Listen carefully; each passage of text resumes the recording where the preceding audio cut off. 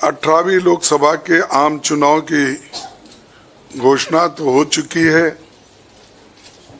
देश का हर एक नागरिक इसमें भाग लेने के लिए उत्सुक है। भारत पूरी दुनिया में अपने लोकतंत्र मूल्यों और आदर्शों के लिए जाना जाता है। किसी भी लोकतंत्र के लिए निष्पक्ष चुनाव अनिवार्य होता है, एसेंशियल होता है।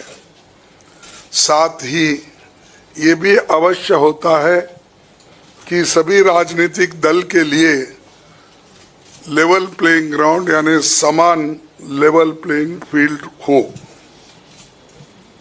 सभी के पास समान रूप से संसाधन हो।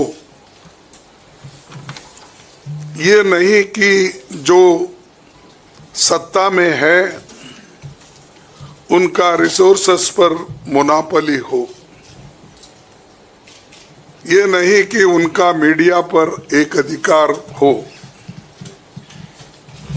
ये नहीं कि सत्ताधारी दल का संवैधानिक तथा न्यायिक संस्था जैसे आईटी, ईडी, इलेक्शन कमीशन, इन अपने दूसरे ऑटोनमस बॉडीज पर प्रत्यक्ष अथवा परोक्ष नियंत्रण हो।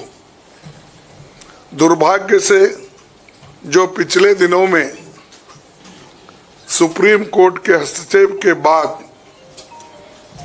जो इलेक्टोरल बॉन्ड, चुनावी चंदा बॉन्ड के बारे में जो तथ्य निकलकर सामने आए वो बहुत ही चिंताजनक है, शर्मनाक भी है, क्योंकि इससे हमारे देश के छवि को ठेस पहुंची है। हमारे देश ने पिछले 70 सालों में निष्पक्ष चुनाव और स्वस्थ लोकतंत्र की छवि बनाई थी, उस पर प्रश्न चिन्ह आज उठ गया है।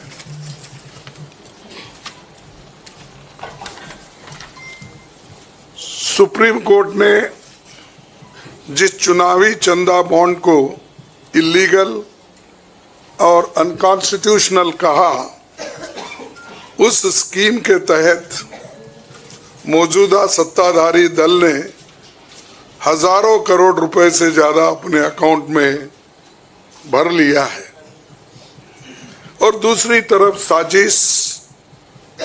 साजिशन मुख्य विपक्षी दल का बैंक अकाउंट फ्रीज कर दिया गया है ताकि हम पैसों के अभाव में बराबरी से चुनाव ना लड़े और ना लड़ पाए।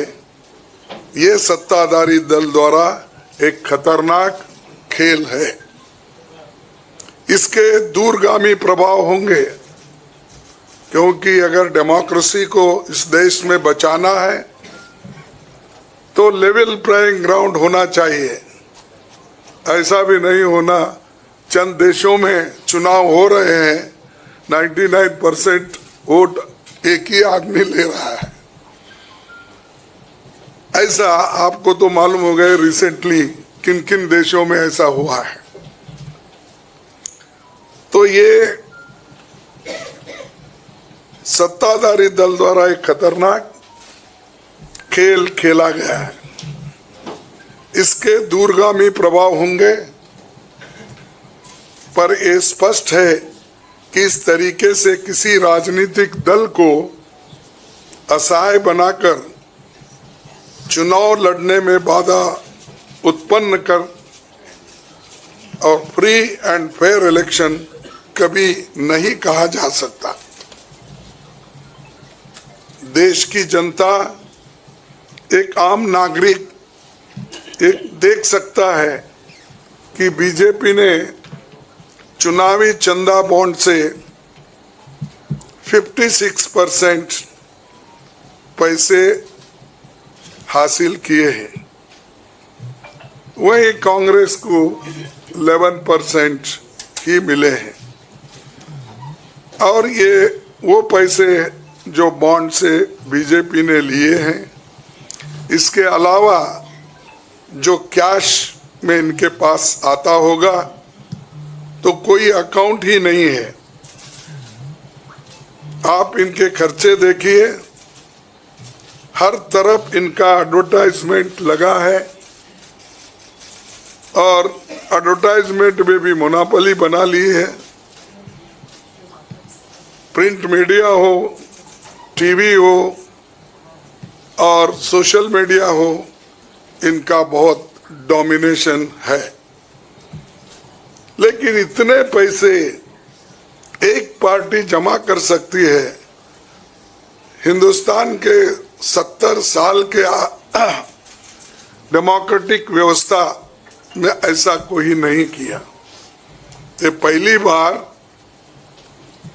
ये सरकार अनेक ढंग से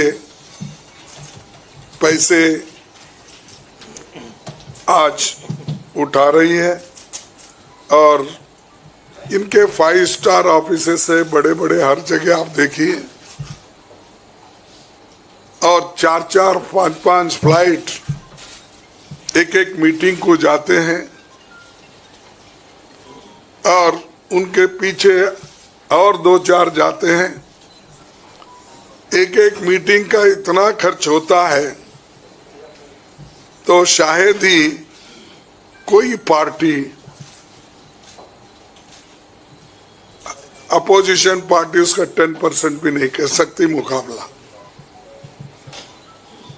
मैं कहना नहीं चाहता कि बीजेपी ने किस तरीके से कंपनियों से पैसे लिए, क्योंकि सुप्रीम कोर्ट तथ्यों की जांच कर रही है। हमें उम्मीद है कि सच्चाई बहुत जल्द हम सब के सामने आएगी। और अंत में मैं देश के संवैधानिक संस्थाओं से अपील करता हूं कि अगर वो फ्री एंड फेयर इलेक्शन चाहते हैं तो हमारी पार्टी को बगैर किसी रोक टोक से बैंक अकाउंट्स का इस्तेमाल करने दे, और जो इनकम टैक्स का क्लेम है वो अंततः कोर्ट के निर्णय के अनुसार सेटल हो जाएगा। राजनीतिक दल टैक्स नहीं देते, बीजेपी कभी इनकम टैक्स नहीं दी, लेकिन ये लागू सिर्फ कांग्रेस पे हो रहा है। कोई पॉलिटिकल पार्टी इनकम टैक्स के दायरे में नहीं आते, सच है ना? सेटल हो जाए। राजनीतिक दल नहीं आते, बीजेपी ने कभी नहीं दिया अकाउंट।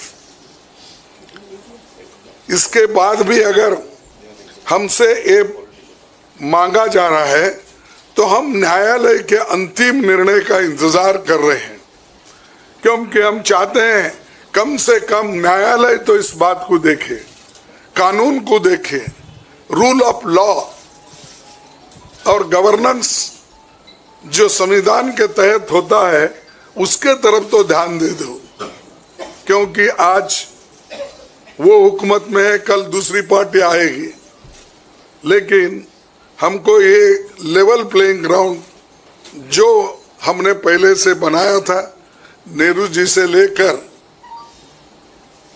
हम 89 और बाकी के लोग भी, जब इवन वाजपेयी थे उस वक्त भी ऐसा नहीं था। लेकिन यहाँ ये 18वीं लोकसभा का चुनाव जो हो रहा है, इसमें हम सब देख रहे हैं, ये कुचल रहे हैं, सप्रेस कर रहे हैं और हमको चुनाव लड़ने के स्थिति में वो नहीं छोड़ना चाहते हैं और पैसे को तंग तबाह करके वो एक तरफा इलेक्शन कर लेना चाहते हैं। लेकिन लोग भी होशियार है, इसको जानते हैं और लेवल प्लेइंग फील्ड बने रहने के लिए ये उनके जो बाधक है और जो हमारे अकाउंट्स फ्रीज किए हैं वो तत्काल उसका रिलीज होना चाहिए और हमको चुनाव में डेमोक्रेसी और संविधान को बचाने के लिए लेवल प्लेइंग ग्राउंड होना चाहिए। धन्यवाद। शुक्रिया।